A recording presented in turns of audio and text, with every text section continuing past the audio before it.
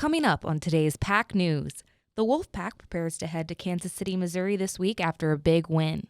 We recap the Magic. Plus, stay tuned to catch an interview with one of the basketball team's star players, guard Zach Reitzel. And after years of work, students are putting a cap on their Loyola careers at today's graduate fair. Find out what the fair has in store.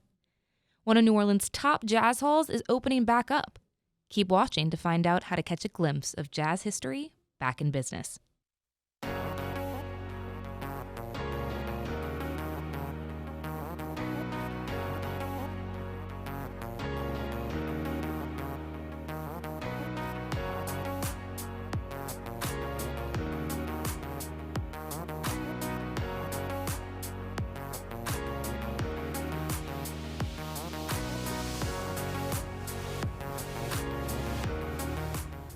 Good evening, Wolfpack. I'm Andrew Wellman. And I'm Gabby Killett. The Loyola men's basketball team is looking to take revenge against Faulkner University, their only loss in the season. This comes after a historic win against Florida College in the NIAA tournament this past weekend. Pack News reporter Jabez Barnyard tells us what happened at the game, and then the Wolfpacks managed to catch another dub.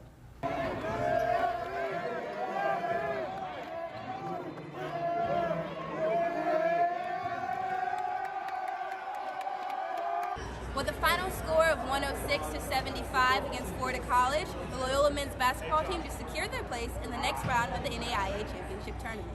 Next up for the Pack, the Sweet 16. It feels great to get to this point. Every game matters from here on out. We worked hard for this, so this is just a step in the right direction. The team has 1 week before they leave for the round of 16 in Kansas City, Missouri. Until then, we'll keep progressing and keep working hard in practice and preparing to win everything. Earlier this season, Loyola was named the SSAC regular season champions. They then went on to win the conference's championship tournament. They are currently 33-1 after the national opening round games. We have so much depth, even if someone's having an off night, there's always others there to pick up the slack.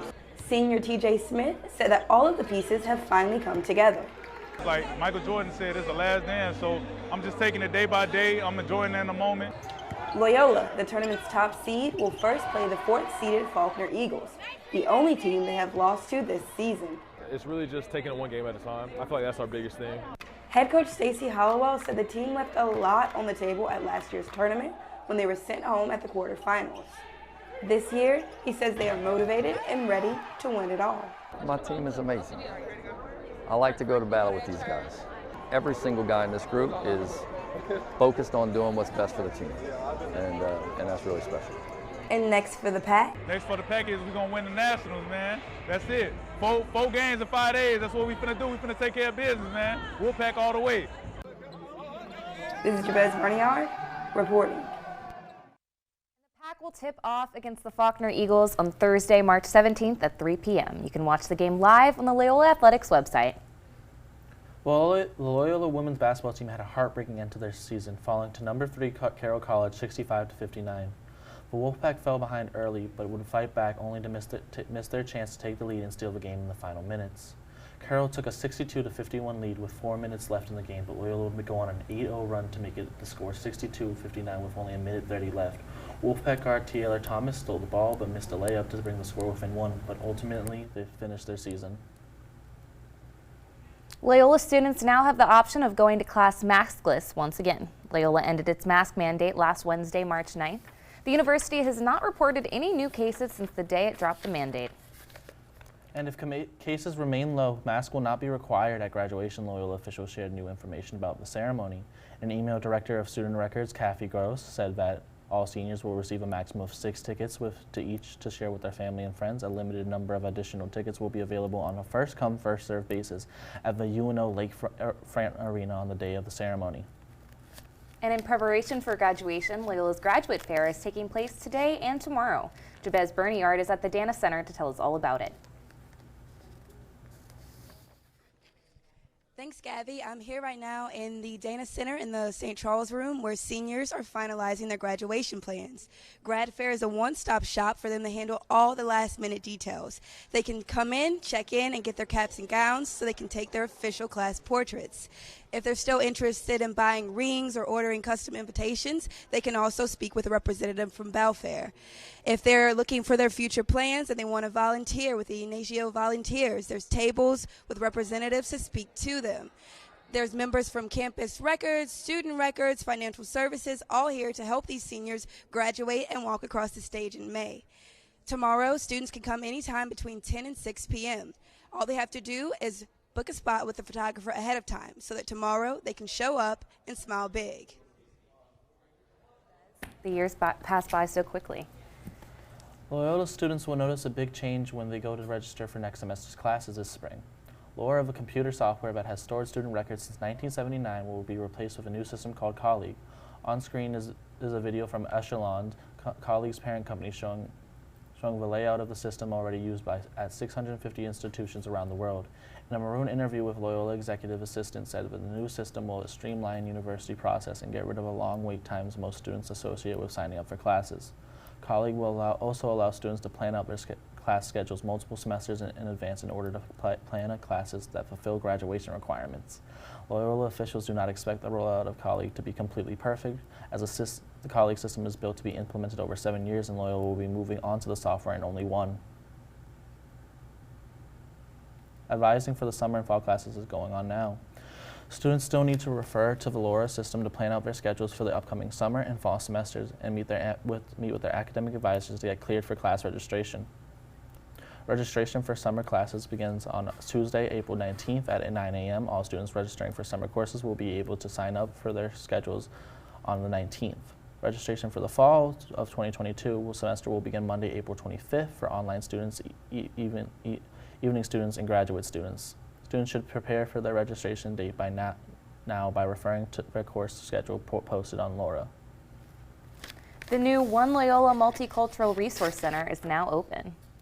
Senior Vice President for Equity and Inclusion, Kedrick Perry, said the center, which is located in the Dana Center in between the courtyard and the St. Charles Room, will serve as a place for students to, quote, relax, relate, release, and re-energize. Loyola's new coordinator of multicultural affairs, Brittany Young, will oversee the center, which will also serve as an event space for campus organizations. Intramural sports have returned to Loyola and things are starting to look like a normal again. PAC News reporter Parker Boyd is live in the Res Quad to tell us more about the return. Parker? Thanks, Andrew. I'm here in the Res Quad where Rec Sports is going back to in-person games this semester. Head of Student Affairs Daniel Harris says that sports will be able to travel this semester with spike ball and sailing going out of state. Now, students are very excited about the return of sports this semester, and they are very optimistic. Reporting live from the Res Quad, Parker Boyd, PAC News. Thank you, Parker. Coming up, we'll have a one-on-one sit-down with the Wolfpack member about the team's historic win. Then take a trip with us to the French Quarter, where a local jazz venue is reopening to the public.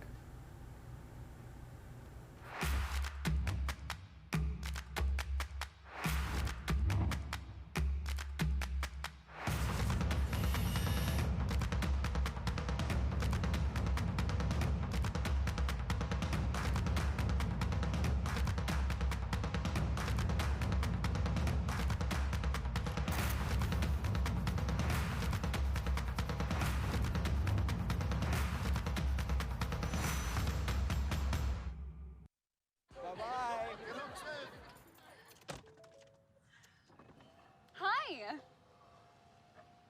Hoping for a crisp breeze to help keep you alert. Oh, he took a sip of water too. That'll probably help. You were probably gonna turn down the radio too, so you could focus, right? Probably okay isn't okay. Right? If you see a warning sign, stop and call a cab, a car, or a friend. I think the water line is what really drove it home. I blew on him. They call me Maxie, but I prefer tripod. I was your above-average four-legged homie, and then wham-bam minivan. Some people pity me. Now that's lame. I still run, fetch, and swim. And the ladies love me. I'm the ultimate wingman. Just don't ask me to high-five.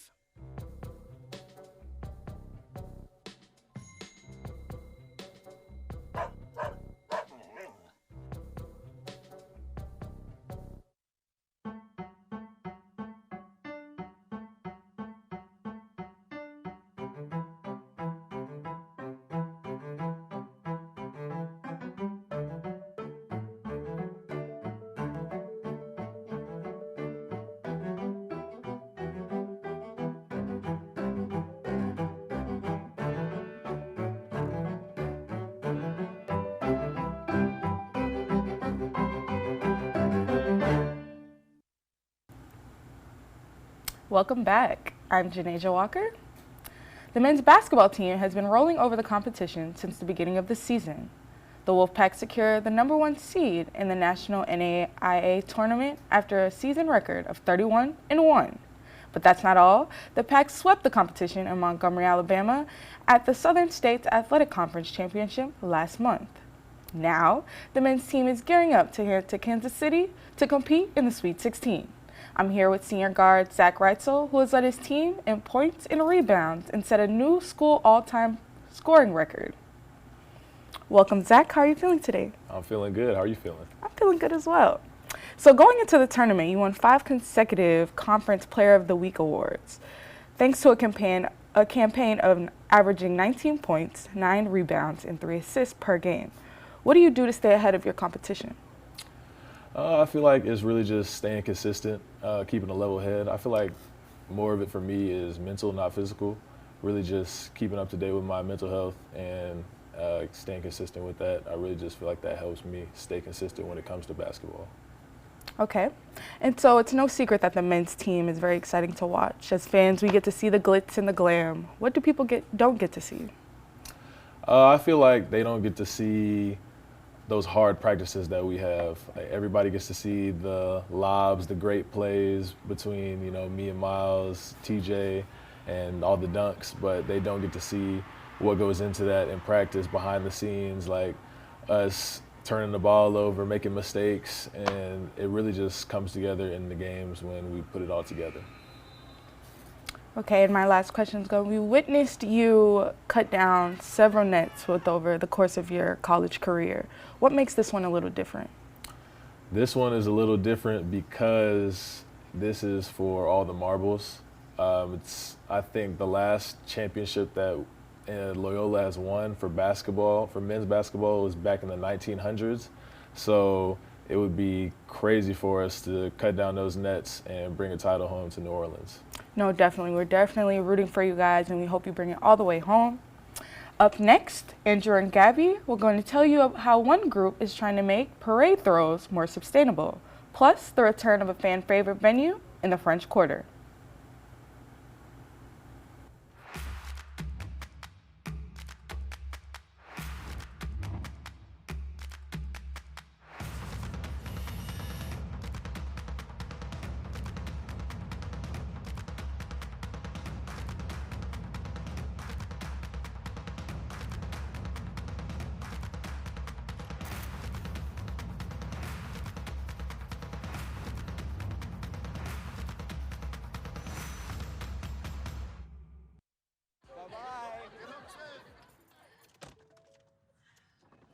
Hi.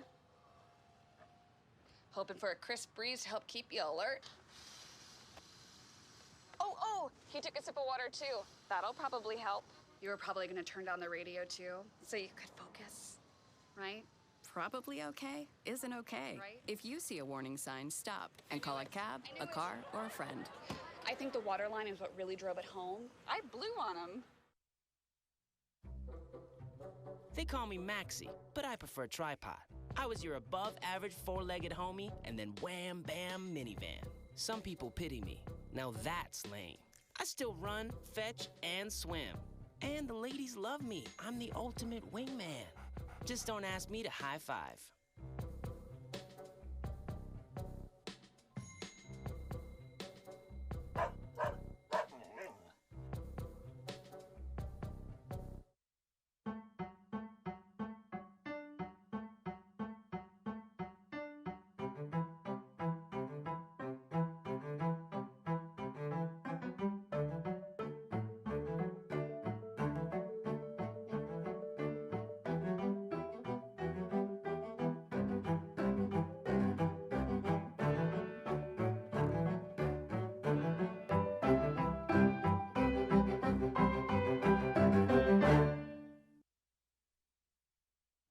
In years past, the success of a parade season has been measured in the amount of trash created by the citywide celebration.